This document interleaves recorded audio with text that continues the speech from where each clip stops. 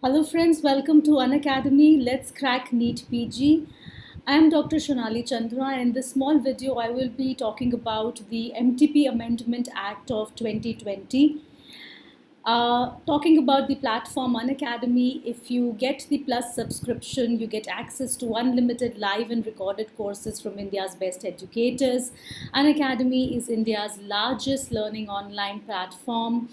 And what will you get? You'll get daily live classes where you can interact with your educator, engage in discussions, ask your doubts, get your queries solved, all the while the class is going on. So it gives you a live classroom experience. There are structured courses which are designed in line with the postgraduate exam syllabus, so they help you best prepare for it. You can go for live tests and quizzes to help evaluate your performance along the way. And most importantly, there is unlimited access. Now, one subscription gets you access to all of our live and recorded classes to watch from the comfort of your own homes, right? So even if you've missed out on the live classes, you can watch the recorded classes as well. There are top educators, friends who are associated with Unacademy. We have Dr. Nikita Nanvani, Dr. Preeti Sharma, Dr. Devesh Mishra, Dr. Mohammad Azam, and various courses are offered on the platform. You can check them out. So apart from the 19 subject wise courses, there are comprehensive batch courses as well, taking care of a holistic comprehensive preparation dealing with all the 19 subjects together. So crash courses are also available. So check out the ongoing courses in our platform. You can get an idea. We have a course of neurophysiology going on, a capsule course on pathology, a capsule course on cardiovascular thoracic surgery. So you can check out the ongoing courses in the platform as well.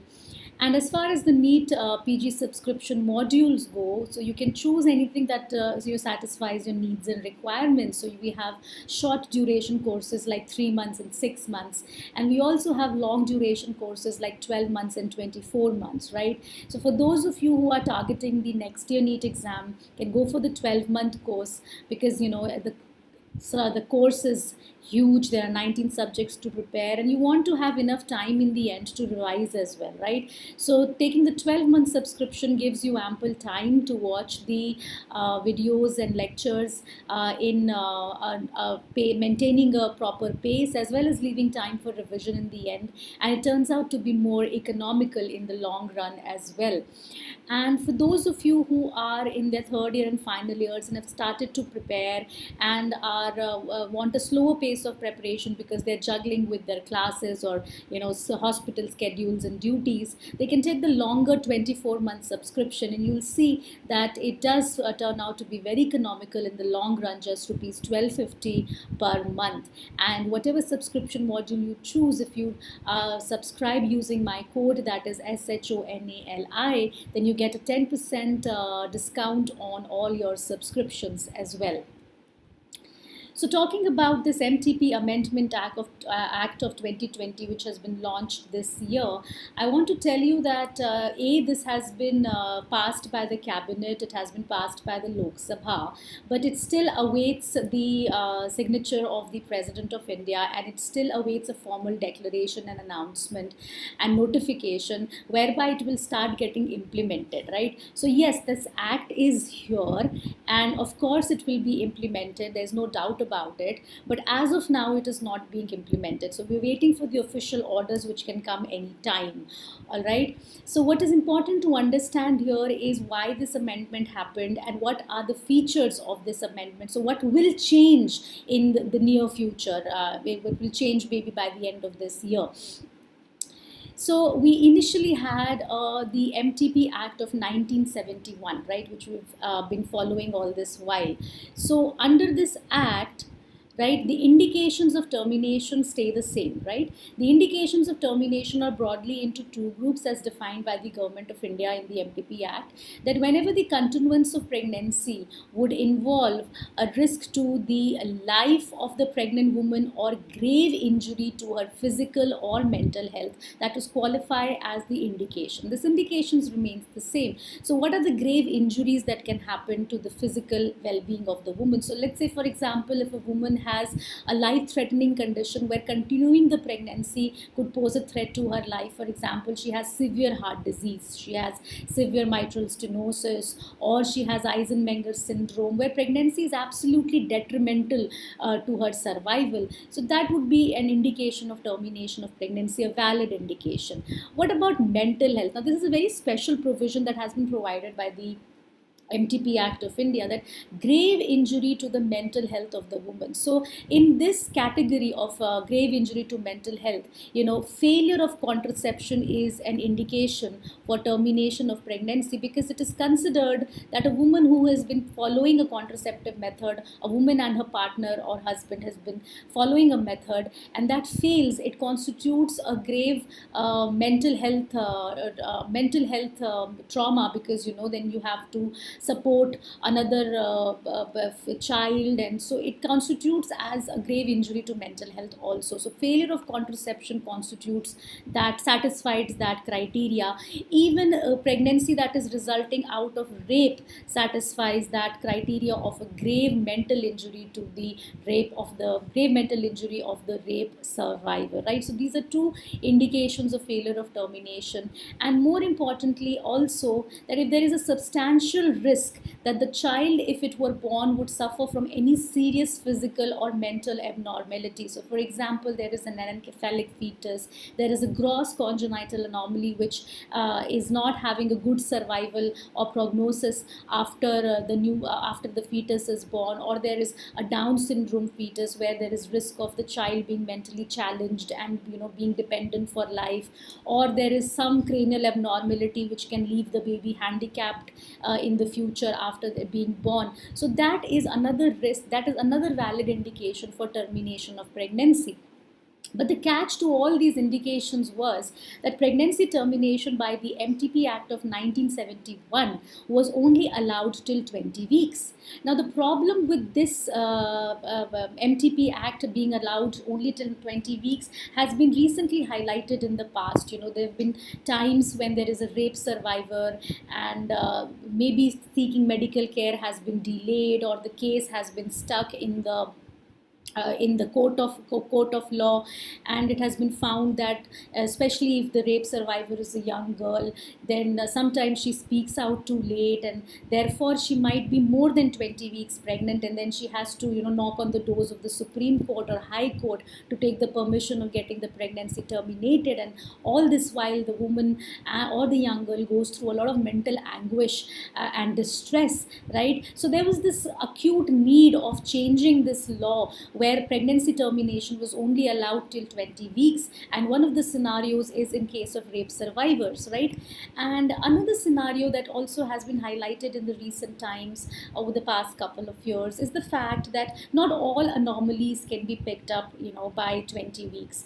Sometimes, a woman, by no fault of her own actually, maybe that the diagnosis of a congenital anomaly or of a Down syndrome fetus or of a gross abnormality in the fetus is being delayed because she again is not able to seek health care properly, or there is a doubt in initial ultrasound and then it takes time to confirm it with other higher centers, and all this while precious time is lost, right? So sometimes there are conditions which are diagnosed later than 20 weeks of gestation, and then again it's a mental trauma, it's mental anguish for the woman to carry a pregnancy through term, just because the law said that beyond 20 weeks pregnancy cannot be terminated. So again, it was felt that there is a need to change these laws, right? And that is exactly what this MTP Amendment Act of 2020 does. It changes the time period, that is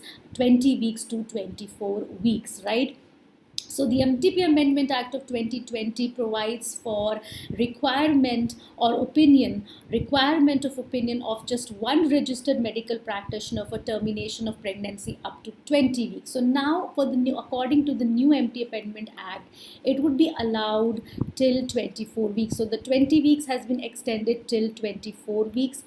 Earlier, according to the 1971 Act, when the pregnancy was less than 12 weeks, the opinion opinion of one registered medical practitioner was required, and between 20 to 20 weeks, between 12 to 20 weeks of period of gestation, the opinion of two registered medical practitioners was required. Now, according to the new Amendment Act, there will be requirement of only one registered medical practitioner if the pregnancy is up to 20 weeks of gestation. So if it is less than 20 weeks, now according to the new amendment, only one registered medical practitioner opinion is enough. But the requirement of two medical practitioners would be required for termination of pregnancy between 20 to 24 weeks, right? So this is the new change that will come, which will happen with the MTP Amendment Act of 2020, right? Now, another very important clause that they have also added according to the new amendment is that they have given the option and provision of enhancing the upper limit of gestation from 20 to 24 weeks for such category of women as may be prescribed by rules in this behalf. Now, what does this mean? What does this imply? It implies that, see, when there is failure of contraception, then the upper limit of termination of pregnancy is 20 weeks, right? But this enhancing of upper limit of gestation to 24 weeks is not for all of the kind of cases, right? It is for cases where it is for cases of rape, it is for cases of anomalous fetus, right? So in those certain cases, so they have also defined that it should not be taken as a routine that every pregnancy can be terminated up till 24 weeks. They are specifying that this enhancing the upper limit of gestation should be for a limited category of women, like those who have had a pregnancy out of rape, or there is anomalous fetus. So there are special categories there, right? And for failure of contraception, as an indication, right? Then it is clearly considered that the woman should seek MTP much sooner and not wait beyond 20 weeks, right? So for failure of contraception, she should be less than 20 weeks to seek abortion, right? So enhancing the upper limit of gestation also has limited criteria.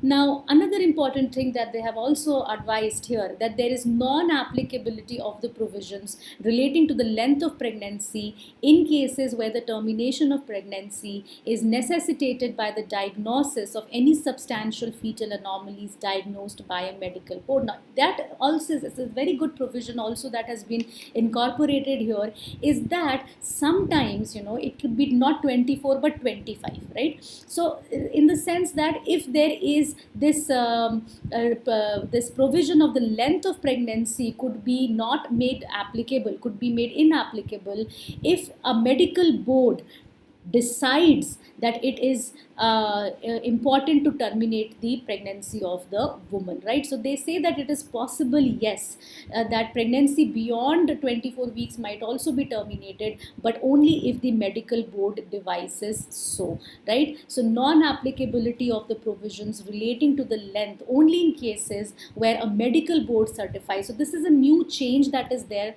Initially there was no medical board as such, right? That is why people had to knock at the doors of the High Court or the Supreme Court, right? But now they have constituted a medical board which will decide whether termination is required or not when the length of the pregnancy is prolonged or it is more than 24 weeks, right? So what that medical board will be, it shall consist of namely a gynecologist, a pediatrician, a radiologist or sonologist, and such other members of the state as may be notified by the state government or union territory, or whatever the government decides who should be the fourth member, right? So that is also an important situation here. And lastly, one very, very important amendment that has been made here, that where any pregnancy occurs as a result of failure of any device or method used by a woman or her partner. Now, this might seem to you as a little change, but Friends, it's a big change.